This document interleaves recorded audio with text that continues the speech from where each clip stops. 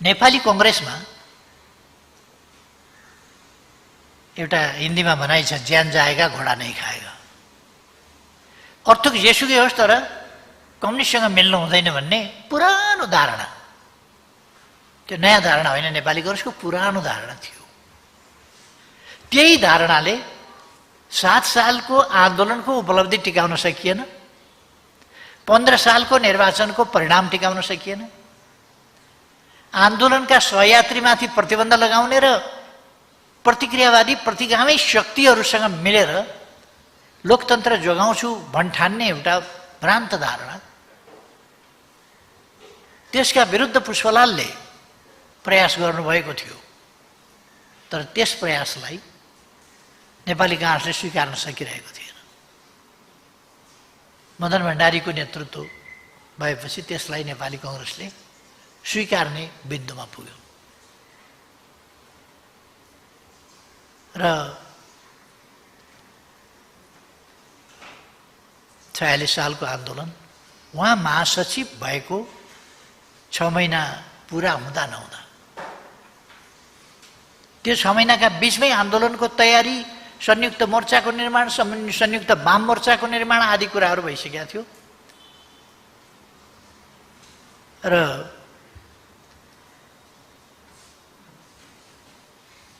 आजको माओवादीको त्यति बेलाको धार त्यस आन्दोलनमा सरिक हुन मानिराखेका थिएन। उसको विरोधका बावजुद पछि आन्दोलनमा उ लतारिँदै आयो र संयुक्त वाम मोर्चामा आएन, पछि लतारिँदै संयुक्त वाम मोर्चा वा त्यस अभियानमा सरिक हुन बाध्य भयो।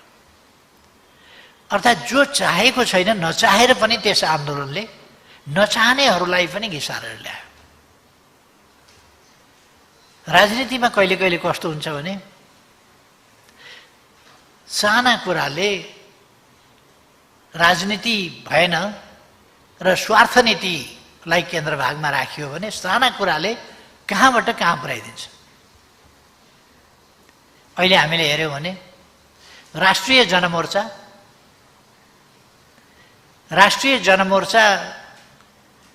एकजना उहाँहरूको प्रतिनिधि छ। त्यो एकजना प्रतिनिधिलाई कसरी मन्त्री बनाउन सकिन्छ?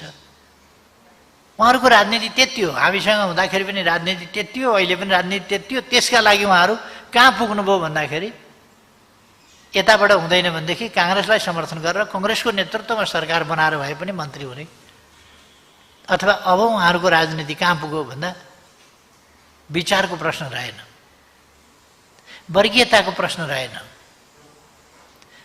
वर्गीय राजनीतिको प्रश्न रहेन, गन्तव्य र उद्देश्यका प्रश्नहरू रहेन। यो एक बारको जिन्दगी मन्त्री खाइहालिएन भने खुवाइहालिएन भने त पछि त गयो। त्यस राजनीतिमा उहाँहरू पुग्नुभयो र तपाईँ हामीले देखिरहेका छौँ। अरू केही मान्छेहरू अहिले हामी देखिरहेका छौँ विचार हरायो, उद्देश्य हराए, देशलाई कहाँ पुर्याउने हो त्यो कुरो बिर्सियो। समृद्ध नेपाल, सुखी नेपाली उहाँहरू उच्चारण पनि गर्नुहुन्न। जनताको ध्यान त्यता जान्छ, कार्यकर्ताको ध्यान त्यता जान्छ, कार्यकर्ता र जनताको ध्यान समृद्ध नेपाल, सुखी नेपालीतिर जान्छ, उद्देश्यतिर जान्छ, विचारतिर जान्छ, राजनीतितिर जान्छ, हाम्रा कर्तव्यहरूतिर जान्छ, हाम्रा अभिभावकहरूतिर जान्छ।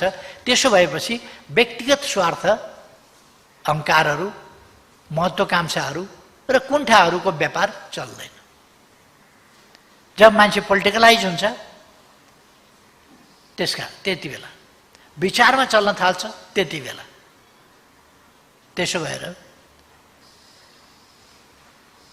विचारबाट मानिसलाई पृथक गर्ने र स्वार्थको भुमरीमा मान्छेलाई हाल्दिने यो प्रयास राजनीतिलाई गलत बाटोमा लानु पर्यो भने यी प्रयासहरू हुन्छन् र हुँदै हुँदै त्यो किनबेचमा पुग्छ, लोभ पाप देखाउने कुरामा पुग्छ। मान्छेलाई विचारले सहमत गराउने होइन, किनेर काम लगाउने, राजनीतिक नेता कार्यकर्ताहरू ज्यामी खेताला तराईतिर त जन भन्ने चलन थियो पहिले पहिले, त्यो जनको रूपमा परिणत गर्ने। मैले 7औं महाधिवेशनमा एउटा कुरा भनेको थिएँ कि त्यहाँ 7औं महाधिवेशनको दृश्य पनि के भयो भने धेरै प्रतिनिधिहरू विचारको होइन जनको रूपमा, त्यहाँ विचारका प्रतिनिधि होइन जनको रूपमा उपस्थित भएको लाग्थ्यो। त्यसकारण मैले भने ठेकेदारले एउटा पोखरी खन्ने काम जिम्मा लिन्छ, ठेक्का लिन्छ र जनहरू लिएर आउँछ। उसले भन्छ यति फिट यता नाप, यति फिट यता नाप, यति फिट यता नाप। त्यो नाप्छन्, यति फिट गहिरो खाल्टो यस चौहद्दीभित्र खन। ती जनहरूले के का लागि सोध्दैनन्, कसको जमिन सोध्दैनन्, धनी पूर्जा कसको सोध्दैनन्। तपाईलाई यो काम लगाउनेले, ठेक्का लगाउनेले कति दियो पैसा त्यो पनि सोध्दैनन्। उनीहरूलाई आफ्नो ज्यालासँग मतलब छ, अरू कुरासँग मतलब छैन। माछा पाल्न हो कि, भैँसीलाई आल खेलाउन हो कि, अथवा अर्थकै कुरा गर्न हो कि, के का लागि त्यो खाल्टो खनेको उनीहरूलाई मतलब हुँदैन। खाल्टो खन्देऊ, ज्याला पकाऊ, जनको तरिका। र मान्छेलाई, राजनीतिक कार्यकर्ताहरूलाई कार्यकर्ताबाट जनमा परिणत गरिदिने, कार्यकर्ताहरूलाई स्वार्थ विचार बोक्न लगाउने होइन, स्वार्थ बोक्न लगाइदिने, स्वार्थको वितरण गर्ने, विचारको सम्प्रेषण होइन। विचारको सम्प्रेषणका ठाउँमा स्वार्थको वितरण र झुट र बेइमानीको सहारा लिने। तपाईँ हामीले सुन्यौँ होला, सबैले सुने जस्तो लाग्छ मलाई। माधव नेपाल भन्ने एकजना काङ्ग्रेसका पछाडि कुद्ने मान्छे छन्। अहिले नेपालको राजनीतिमा सबैजसोले नै चिन्छन् प्राय, किनभने असाध्यै चर्चा भइराखेको छ कि यतिसम्म पनि मान्छे पतन हुन सक्दो रहेछ। आफ्नो पार्टीको सरकार डाल्ने, प्रमुख प्रतिपक्षको नेतृत्वमा सरकार बनाउने, कम्युनिस्ट आन्दोलन सिद्ध्याउने, अर्कोतिर लागिसक्ने अनि नेकपा एमालेको वरिष्ठ नेता हुँ भनेर फेरि हिँड्ने। यस्तो लाज शरम पछेको मान्छेको चर्चा अलिकति मान्छेले सकारात्मक मात्रै होइन नकारात्मक हिसाबले पनि चर्चा त हुन्छ नि, मान्छेहरूले गर्छन् नि। गान्धीको मात्रै चर्चा हुँदैन, नाथुराम गोडसेको पनि चर्चा हुन्छ। आजकल नाथुराम गोडसेको अलिक बढी चर्चा हुने गरेको छ, किनभने नेपाली कङ्ग्रेस प्रचण्ड पथमा हिँडेपछि नेपाली कङ्ग्रेसका नेताहरू नै नाथुराम गोडसे खोजी गर्दा भेटिएन नाथुराम गोडसे भने आफै हुने भन्ने तहमा पुगेको भनेको प्रचण्ड पथ नै अँगालेको हो। यसै त अराजनीतिक अस्थिरताको खेती, देश कता जान्छ भन्ने कुराको मतलब छैन, त्यो कुरामा पुग्नु भनेको स्वाभाविक रूपमा यो प्रचण्ड पथ नै अँगालेको हो। प्रचण्ड पथ यति व्याप्त अहिले भइसक्यो, नेपाली कङ्ग्रेसले अँगालेपछि, त्यसलाई आफ्नो मार्गदर्शक सिद्धान्त कङ्ग्रेसले बनाएपछि अहिले प्रचण्ड पथ सुप्रिम कोर्टमा पनि चर्चा हुन्छ। फ्रान्स र बेलायतका राजाहरू किन काटिन्थे भन्दा अहिलेको राष्ट्रपति र प्रधानमन्त्रीले गरे जस्तै गर्दा रहेछन् र पो काटिँदो रहेछ, अथवा अहिलेका राष्ट्रपति र प्रधानमन्त्रीलाई पनि काट्नुपर्छ। यो कुरा त सर्वोच्च अदालतमा प्रचण्डका एकजना कार्यकर्ताले त सर्वोच्च अदालतमै भने। नेपाली कङ्ग्रेसका कार्यकर्ताले नाथुराम गोडसे मै भन्छु अर्को ठाउँमा भने। आश्चर्य लाग्छ, सर्वोच्च अदालतले हिंसालाई यस्तो दुरुत्साहन गर्ने वक्तव्य दिँदा रोक्ने काम गरेको पाइएन। यस्तो हिंसालाई दुरुत्साहन गर्ने काम अदालतमा गर्नुहुन्न। अथवा विद्वान अधिवक्ताजी तपाईँ आफ्नो वक्तव्य सम्हालेर राख्नुहोस् भनेर के न्यायमूर्तिहरूले त्यो सुझाव पनि राख्न सक्नुहुन्न र? तर अहिले मेरो विषय यो होइन, म यसमा गइरहन चाहन्न। झुटको राजनीति कसरी गर्छन् गलत राजनीति कसरी गर्छन् भन्ने मात्रै मैले चर्चा गर्न खोजेको। झुटको राजनीति कसरी गर्छन् तपाईँहरूले 2-3 दिन अगाडिदेखि सुन्नुभयो होला। प्रधानमन्त्रीको प्रस्ताव मैले माधव नेपाल भन्ने व्यक्तिलाई राखेँ अरे। माधव नेपालले आफै भन्दै हिँडेका छन्, मलाई प्रधानमन्त्रीको प्रस्ताव राखे तर म मान्दिनँ। म शेरबहादुर देउवाप्रति यति समर्पित छु, मेरो यति निष्ठा छ, म देशलाई धोका दिन्छु, पार्टीलाई धोका दिन्छु, जनतालाई धोका दिन्छु, पार्टीलाई ध्वस्त पार्ने मैले कसम खाएको छु, शेरबहादुर देउवालाई प्रधानमन्त्री बनाउने कसम खाएको छु, कम्युनिस्ट आन्दोलन ध्वस्त पार्ने कसम खाएको छु, यी सबै देशलाई, जनतालाई, पार्टीलाई सबैलाई धोका दिन्छु, तर शेरबहादुर देउवालाई धोका दिन्छु। त्यो उनको राजनीति हो। उनी शेरबहादुर देउवाको पार्टी नै जोइन गर्न पनि सक्छन्, कार्यकर्ता भएर हिँडेकै छन्। प्रचण्डको पार्टी त उनलाई जोइन गर्नु नै छ अन्तमा। त्यो त उनको गन्तव्य नै त्यही हो, हुने नै त्यही हो। मैले धेरै महिना अगाडि भनेको थिएँ, माधव नेपाल भनेको प्रचण्डको एउटा मामुली कार्यकर्ता हो, मामुली कार्यकर्ता। तर अहिले धाक के लगाएर हिँडेका छन् भने केपी ओलीले मलाई प्रधानमन्त्रीको प्रस्ताव राख्यो भनेर। मलाई बौला कुकुरले टोक्या छ र? कोही काम नपाएर, कोही नेपालमा नभेटाएर यस्ता मान्छेलाई प्रधानमन्त्रीको प्रस्ताव केपी ओलीले राख्ला? यो आफै आफ्नो महत्ता बढाएर मलाई त प्रस्ताव राखेको छ, कहिले अध्यक्षको प्रस्ताव राखेको छ भन्छ, कहिले प्रधानमन्त्रीको प्रस्ताव राखेको छ भन्छ।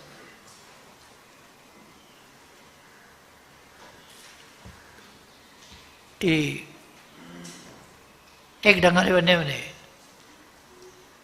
प्रचण्डका पुच्छर हुन्। पुच्छर भएपछि जन्तु पूर्वतिर फर्क्यो भने त्यो पश्चिमतिर हुन्छ, पश्चिमतिर फर्क्यो भने त्यो पूर्वतिर हुन्छ। पछाडि पछाडि पछाडि सँगै हुन्छ क्या त्यो।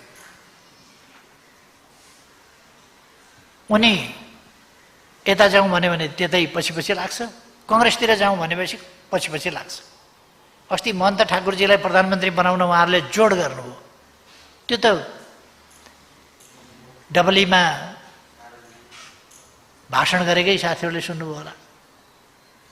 महन्तजी तपाईँ प्लिज प्रधानमन्त्री भइदिनुहोस्, भइदिनुहोस् उहाँहरूले भन्नुभयो, शेरबहादुरजीलाई भन्नुभयो।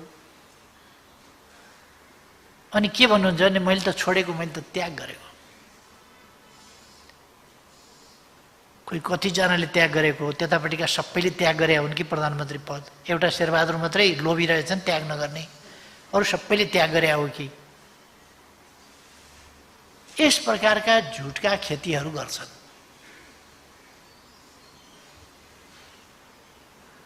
मदन भण्डारीको school of thought, way of thinking यस्तो झुटको बेइमानीको वे अफ थिङ्किङ होइन, सच्चाइको।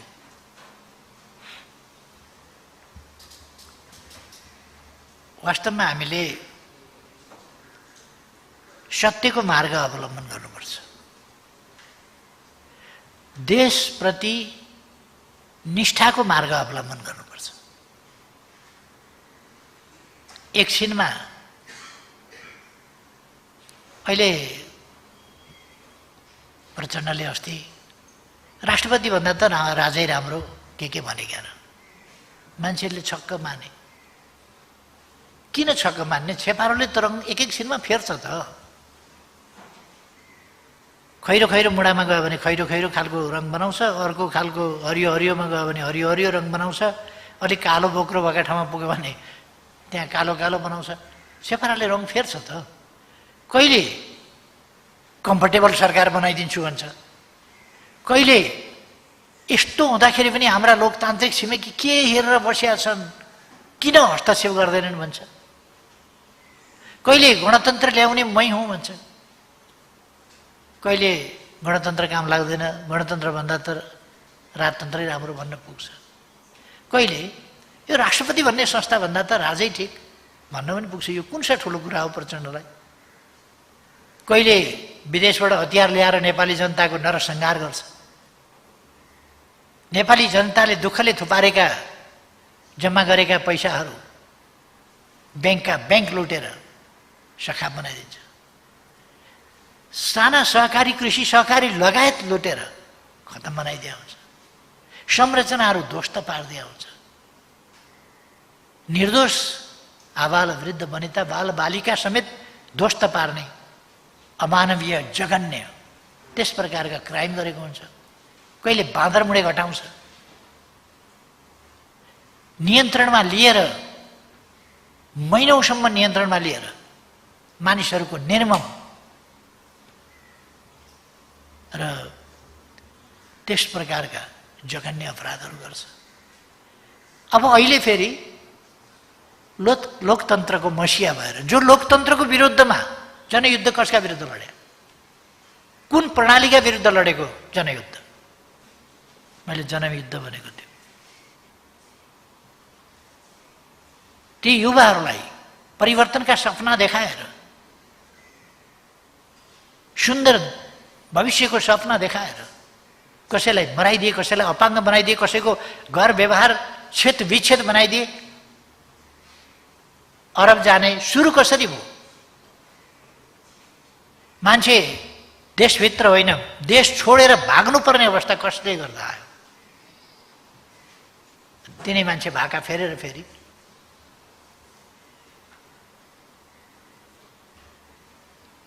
अनि बोलेपछि मान्छेले यसो बोले नि भने त्यो त त्यस्तै हो। नीलो वर्ण सङ्गाल कथा भन्छ। एउटा नीलो वर्णको एउटा रङ्गाउने त्यो डाइङ टबमा चाहिँ एउटा स्याल झुकिएर पानी खान गएको, त्यसैमा परेछ। त्यसपछि ऊ निलो भयो, निलो रङबाट रङ्गियो र निलो भयो। अनि जङ्गलतिर फर्किएपछि के हो यस्तो? यो त निलो छ। यस्तो निलो जनावर त यस प्रकारको देखाएको थिएन भनेपछि म विशेष प्रकारको जनावर हुँ, यहाँ हुँ त्यहाँ हुँ, धेरै गफ दियो उसले। बाघहरूको हुलमा पुगेछ। ए के आयो, को यो भने म जङ्गलको राजा हुँ। नील वर्णको म मात्रै एउटा यस्तो जीव हुँ, मभन्दा श्रेष्ठ कोही छैन, म नील वर्ण। पत्याउँदै गए सबैले, होला भने गफै दिइराखेको थियो। तर अलिकति साँझ परेपछि अलिक पर स्याल कराएछ। अलिक पर स्याल कराएपछि त्यो नील वर्ण भएको स्याल पनि ठाडोघाँटी लाएर कराउन थाल्यो। स्यालको एउटा धर्म के हुन्छ भने एउटा स्याल कराएपछि अर्को नकराइ हुँदैन। अनि त्यो स्याल पनि ठाडोघाँटी लगायो, हु हु गर्न थालेपछि बाघले झप्पु दिएर यलीलाई समाप्त पार्यो। बोलेपछि बोलीबाट चिनिन्छ, नबोल्दासम्म त कसरी चिन्ने? बोलेपछि चिनिन्छ। तर आज बोल्छ एउटा कुरा, नेपाली जनताले अलिक बिर्सिएको देख्दा चाहिँ मलाई छक्क लाग्छ, बिर्सिन नहुने। अर्को कुरा, म बौद्धिक जगतलाई आग्रह गर्न चाहन्छु। क्षणिक आवेश उत्तेजना अथवा हाम्रो बौद्धिकता, हाम्रो ज्ञान, हाम्रो सिप, हाम्रो नलेज, हाम्रो प्रतिबद्धता देशप्रति हुनुपर्छ, जनताप्रति हुनुपर्छ, हाम्रा भावी सन्ततिको भविष्यप्रति हुनुपर्छ। लहै लहैमा हामी बग्नु हुँदैन। हामी लहै लहैमा बग्ने होइन। हामी देश र जनताप्रति उत्तरदायी भएर आफ्ना अभिव्यक्तिहरू दिनुपर्छ।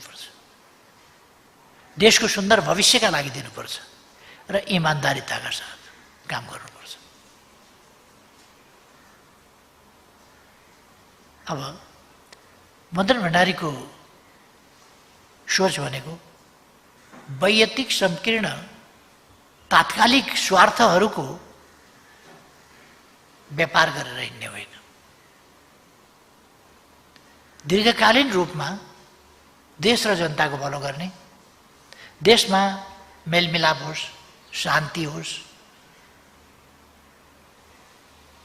देशमा सुशासन र विकास होस्, अहिलेको परिस्थिति कस्तो छ? नेपालका राजनीतिक शक्तिलाई हेर्नुभयो भने अहङ्कार, दम्भ, असन्तुष्टि, छटपटाहट, त्यो छटपटाहट तपाईँ देख्न सक्नुहुन्छ। कोभिडको यत्रो महामारी छ, सरकारले निषेधाज्ञा जारी गरेको छ। नेपाली कांग्रेस जस्तो पार्टी आफ्नै नेतृत्वमा अहिले के भयो, के बित्यो र आन्दोलनमा उत्रिनु पर्यो? के का विरुद्ध आन्दोलन? ताज्जुब नि, आन्दोलनको पनि त एउटा कारण हुन्छ नि। के का विरुद्ध?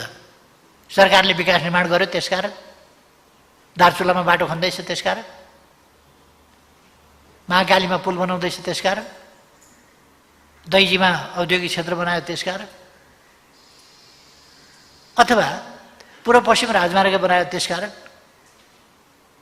हजारौंको संख्यामा पुल बनायो त्यसकारण, ट्विन विस्थापन गरेर झोलुङ्गे पुल बनायो त्यसकारण।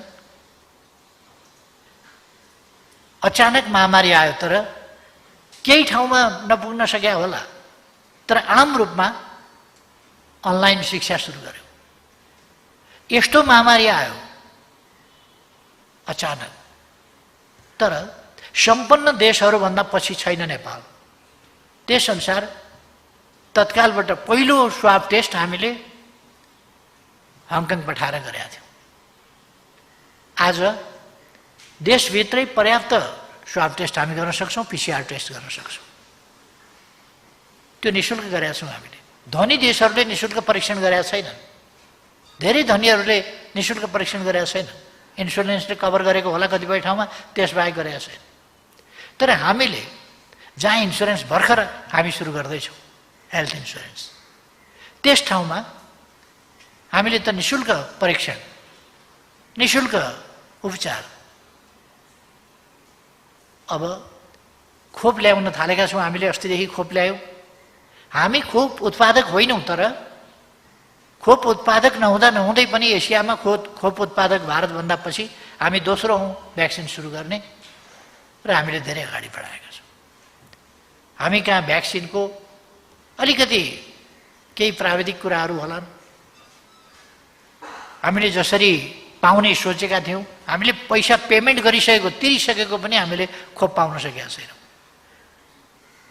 त्यो खालको असहज परिस्थिति त छ, अप्ठ्याराहरू त छन्, तर हामी खोप त विभिन्नतिर कुरा गरेर ल्याइराखेका छौँ र खोपको कमी हुँदैन। लगभग यस वर्षभित्र, भनेको अङ्ग्रेजीको यो वर्ष सन् 2021 भित्र मूल रूपमा चाहिँ हामी खोप लगाइसक्छौँ। मूल रूपमा अलिकति छिटपुट बाँकी रहला, किनभने हामी लोकतान्त्रिक प्रणाली, मौजुदा संविधानको आवश्यक समयानुकूल संशोधनप्रति मेरो विरोध छैन। समयानुकूल आवश्यक संशोधन त हुन्छ संविधानमा, तर संविधान नै च्यात्ने दिशामा उहाँहरू जो जाँदै हुनुहुन्छ र उल्टो हल्ला गर्दै हुनुहुन्छ, स्यालभुइँया मचाउँदै हुनुहुन्छ, केपी ओलीले संविधान च्यातो।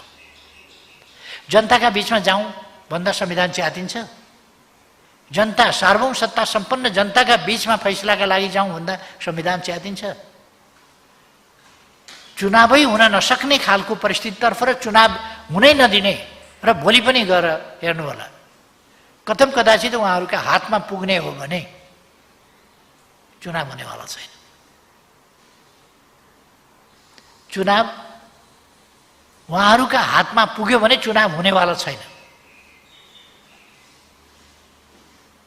कस्ता तत्त्वहरू छन्? नेकपा एमालेको वरिष्ठ नेता हुँ भन्ने,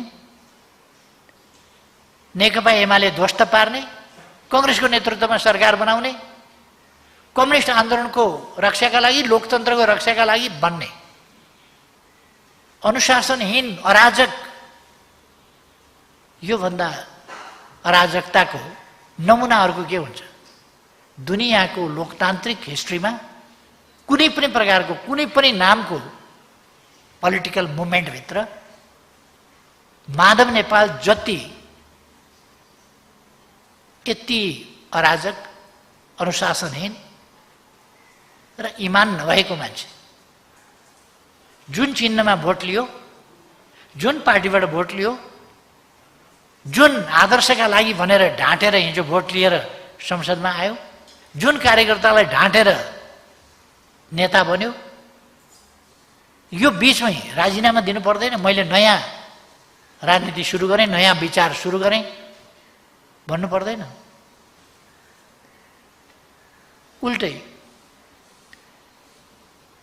जिन्दगीभरि मदन भण्डारीको विरोध गर्ने, मदन भण्डारीका विचारको विरोध गर्ने। आज त यसो हेर्छु, मदन भण्डारीको जन्म जयन्तीको सन्दर्भमा वक्तव्य आइरहेछ।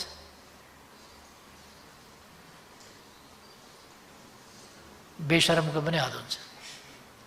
त्यही पार्टी ध्वस्त पार्न खोज्ने, मदन भण्डारीका विचार समाप्त पार्न खोज्ने। मदन भण्डारी फाउन्डेसन गठन भयो भनेको सुन्दाखेरि उनीहरूलाई टाउको दुख्ने। जेठ 3 गते मदन आश्रित स्मृति दिवस मनाउँ भन्दा कम्युनिस्टले क्रिया गर्दैनन्, मानिँदैन भन्ने। 14 गते जन्मदिन मनाउनु त भन्दा जन्मदिनको के अर्थ छ? जन्मिँदा त एउटा बच्चा जन्मिने हो, त्यो बच्चाले के गरे हुन्छ? जन्मदिन किन मनाउने? पछि ठुलो भएपछि मदन भण्डारीले योगदान गरे होला, जन्मिँदा के योगदान थियो र जन्मदिन मनाउने भन्ने तर्क गर्ने। अनि जब केही साथीहरूले पार्टीको यो रवैया भएन, माधव कुमार नेतृत्वको एमाले त मदन भण्डारीलाई पनि बिर्साउन खोजिरहेको छ। मदन भण्डारीको नाम लिनु हुँदैन। तपाईहरूले यो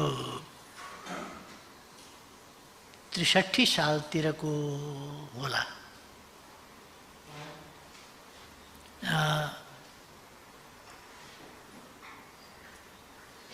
जेठ 1 गतेको, जेठ 1 गते 63 साल हुनुपर्छ अथवा त्यसको आसपास, जेठ 1 गतेको छलफल पत्रिकामा माधव नेपालको लेखको रूपमा, त्यो लेख होइन, उहाँले भनिदिएर त्यो टिपेर लेखको रूपमा प्रकाशित गरेको छ छलफलले।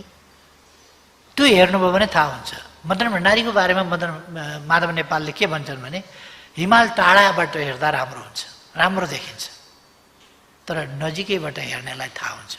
हामी मदन भण्डारीको नजिकै बसेर काम गर्नेलाई थाहा छ मदन भण्डारी कस्तो हो के हो भन्ने। बाहिरबाट हेरेर राम्रो राम्रो भनेर हुन्छ? टाढाबाट त हिमाल पनि राम्रो देखिन्छ, नजिकै गएर हेर त कस्तो छ हिमाल, कतिको प्रिय हुन्छ नजिक गएर हेर।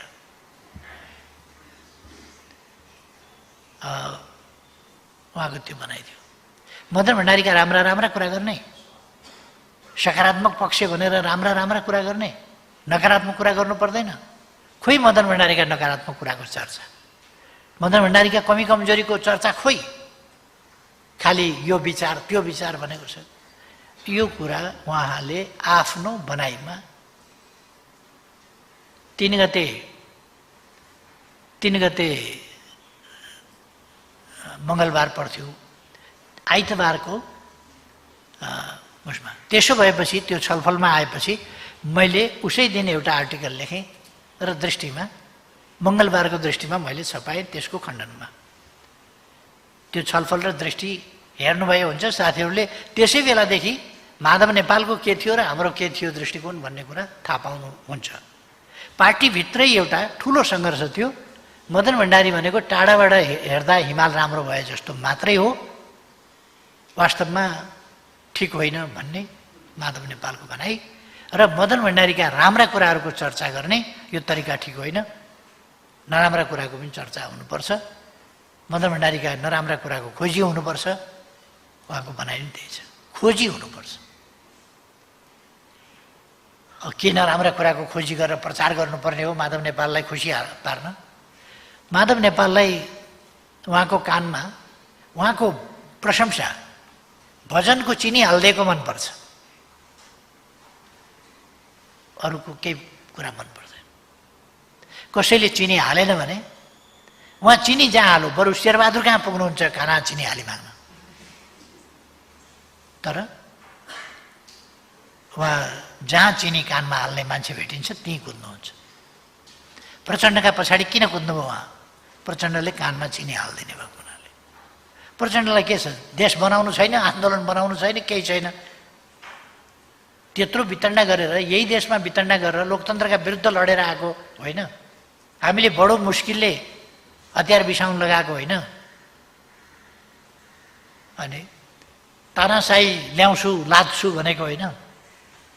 आफू सरकारमा हुँदा, प्रधानमन्त्री हुँदा बेलिभोलेन्ट डिक्टेटर चाहिएको छ नेपालमा, अथवा नेपालमा डिक्टेटर चाहियो। बेनिभोलेन्ट भनेको आफू भयो भने बेनिभोलेन्ट, अर्को भयो भने गैर बेनिभोलेन्ट, तर डिक्टेटर चाहियो। उहाँको भनाइ त त्यही हो। र उनले ल्याउन खोजेको एकदलीय एकाधिकारवादी तानाशाही त्यो व्यवस्था हो। उनीहरूको बिगबिगी चलेका बेला नै उनीहरूको शासन कस्तो हुन्छ भन्ने लक्षण देखिएको थियो। कम्युनिस्टका नाउँमा यस प्रकारका विकृत, जनविरोधी, देशद्रोही खालका क्रियाकलाप जननेता मदन भण्डारीले अगाडि सार्नु भएको जनताको बहुदलीयसँग, जनवादसँग किञ्चित मेल नखाने मात्रै होइन, यी विपरीत कुरा हुन्। त्यसकारण यस्ता तत्त्वहरूले या विचारहीन तत्त्वहरूले, उद्देश्यहीन आदर्शहीन तत्त्वहरूले मदन भण्डारीका विचारको विरोध गर्नको कारण त्यही हो। यी कछुवा जस्ता हो। यसो अनुकूल वातावरण भयो भने टाउको फुत्त बाहिर निकाल्ने, अलिकति प्रतिकूल देख्यो भने फुत्त टाउकोभित्र उल्ने। उनीहरूलाई अहिले मदन भण्डारीको नाम, माधव नेपालले मदन भण्डारीलाई कहिले पनि सम्झिनु नपर्ने, यसपल्ट चाहिँ मदन भण्डारीलाई सम्झिनु पर्ने र वक्तव्य दिनुपर्ने मदन भण्डारीलाई सम्झिए जस्तो गरेर। किनभने कार्यकर्ता अल्मल्याउनु छ। उनी काङ्ग्रेसको कार्यकर्ता भएर शेरबहादुर देउवालाई प्रधानमन्त्री बनाउन गइसकेपछि पनि आफू एमाले नै हुँ भन्छन्। एमालेको सरकार ढाल्नका लागि मतदान बहिष्कार गरेर बाहिर 27 जना लिएर जाँदाखेरि पनि कम्युनिस्ट आन्दोलनको रक्षाका लागि भन्छन्, जबकि उहाँ बनाउनु छ शेरबहादुरलाई। शेरबहादुर देउवालाई प्रधानमन्त्री बनाउनु चाहिँ कम्युनिस्ट आन्दोलनका हितका लागि छ, कम्युनिस्ट सरकार ढाल्नु चाहिँ कम्युनिस्ट आन्दोलनका हितमा छ भनेर व्याख्या गर्ने जस्ता अवसरवादको योभन्दा घिनलाग्दो रूप केही पनि हुँदैन। र नाङ्गो रूप, बद्दा रूप योभन्दा केही हुँदैन। त्यसै कारण आज कतिपय मान्छेहरू त्यसरी मदन भण्डारीको नाम लिइरहेका छन्। र मलाई के खुसी लागेको छ भने मदन भण्डारीको नाम यस्तो सशक्त चिज रहेछ कि बेठिक तत्त्वहरूले पनि मदन भण्डारीको नाम लिनुपर्छ। एक दिन म एउटा खोलाको बाटोबाट आउँदै थिएँ, अनि एकजना बच्चो मान्छे चाहिँ, अलि बच्चै ठिटो युवा बाहुन रहेछ। अनि त्यो साँझमा त्यो खोलाको बाटो खोलो तरेर जानु परेछ। म खोलो तर्नै बाँकी थियो, ऊ खोलो तरेर मात्रै आइसकेको थियो, मैले खोलो तरेरै जान बाँकी थियो। त्यहाँ चाहिँ उसले गायत्री मन्त्र सारो पढिराखेको रहेछ बाटोमा हिँड्दाखेरि। ओम भूर्भुवस्वः तत्सवितुर्वरेण्यं भर्गो देवस्य धीमहि धियो यो न प्रचोदयात् भनेर। अनि बाबु यो न बिहान न साँझ न केही, यो सन्ध्या बाटोमा हिँड्दा किन बडबडाएको छ, भूतप्रेत नलागोस् भनेर। भूतप्रेत नलागोस् भनेर गायत्री मन्त्र जपे अरे। यो जुनसुकै बाटो हिँड्ने, जस्तोसुकै बाटो हिँड्ने पनि डर लाग्यो भने गायत्री मन्त्र भने जस्तै मदन भण्डारी मदन भण्डारी मदन भण्डारी मदन भण्डारी भनेपछि एउटा त्राण नि यो त्यस्तै भइरहेको छ। मदन भण्डारी जबजका विरोधीले पनि जब ओम भूर्भुवस्वः तत्सवितुर्वरेण्यं भर्गो देवस्य धीमहि धियो यो न प्रचोदयात्। जब भन्न नरुचाउनेले पनि भन्न परेको छ। मदन भण्डारीको नाम सुन्न नचाहनेले पनि आफैले बोल्न परेको छ। यो त्यस्तै एउटा रक्षा कवचको रूपमा जसलाई पनि, यो चाहिँ खुसीको कुरा हो। विरोधीले पनि यसको दम, मदन भण्डारीको विचारको दम, जनताको बहुदलीय जनवादको दम चाहिँ विरोधीले पनि बुझेका छन्।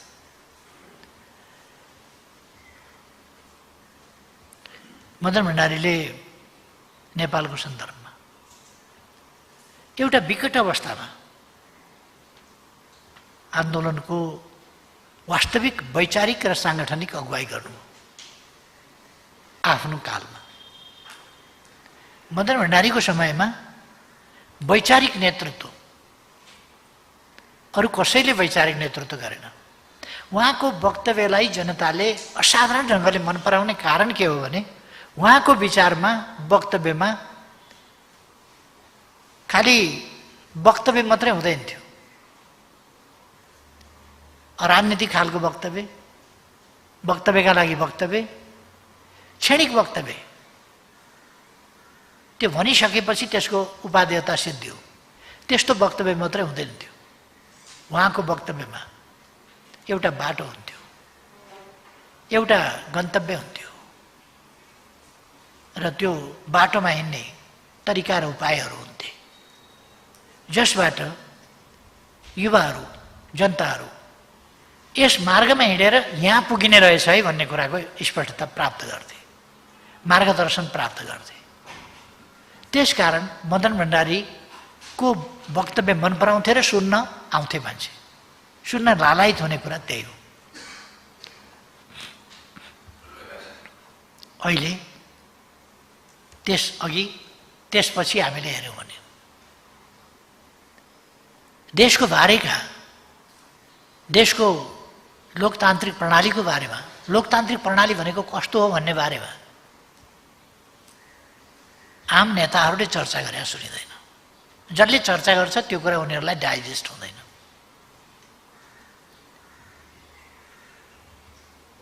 मदन भण्डारीको विचारमा स्पष्ट थियो, सिद्धान्तका नाउँमा, सिद्धान्तवादिताका नाउँमा, उद्देश्य र उद्देश्य केन्द्रित राजनीतिको नाममा उहाँ अजीब, निर्जीव त्यस्तो सिद्धान्त जसलाई जडसूत्रका रूपमा बुझेर सिद्धान्तका नाउँमा सेक्रिफाइस हुने कुरालाई उहाँले उपयुक्त होइन भन्नुहुन्थ्यो। र उहाँ भन्ने गर्नुहुन्थ्यो, सिद्धान्तका लागि जीवन होइन, जीवनका लागि सिद्धान्त हो। सिद्धान्तलाई हामीले निर्जीव रूपमा, जडसूत्रको रूपमा होइन, अथवा एउटा नकलको रूपमा पनि होइन। हामीले सिद्धान्त जीवनका लागि हो, सिद्धान्तका लागि जीवन होइन भनेर सिद्धान्तहीन, आदर्शहीन ढङ्गले अगाडि बढ्ने पनि होइन। सिद्धान्त त चाहिन्छ नै, विचार त चाहिन्छ नै, उद्देश्य चाहिन्छ नै। त्यसै कारण सिद्धान्तका लागि जीवन होइन, जीवनका लागि सिद्धान्त हो। सिद्धान्तका लागि मर्नु पर्छ पनि पर्दैन पनि। मैले थुप्रै प्रसङ्गमा, थुप्रै ऐतिहासिक सन्दर्भहरूमा भन्ने गरेको छु, सिद्धान्तका लागि थुप्रैले जीवन आहुति दिएका छन्, थुप्रैले। नेपालमै थुप्रैले सिद्धान्तका लागि जीवन दिएका छन् र इतिहासमा स्वेच्छाले आफ्ना विचारका पक्षमा जीवन दिएका छन् धेरै मान्छे। यी प्रसङ्गहरू मैले थुप्रै ठाउँमा भनेको छु। मैले सुकरातको प्रसङ्ग भनेको छु। उनलाई भगाउन खोजियो तर उनले भाग्न मानेनन्। म आदर्शच्युत भएर, सत्यबाट पर हटेर, असत्यसँग सम्झौता गरेर, कायर भएर, पलायन भएर, भागेर जीवन जोगाउन तयार छैन। म सत्यका लागि, निष्ठाका लागि जीवन बलिदान गर्न तयार छु। उहाँले त्यो कुरा भन्नुभयो र विषको प्याला आफैले समातेर पिउनुभयो, तर भाग्न मान्नु भएन, जीवन दिन तयार हुनुभयो। वास्तवमा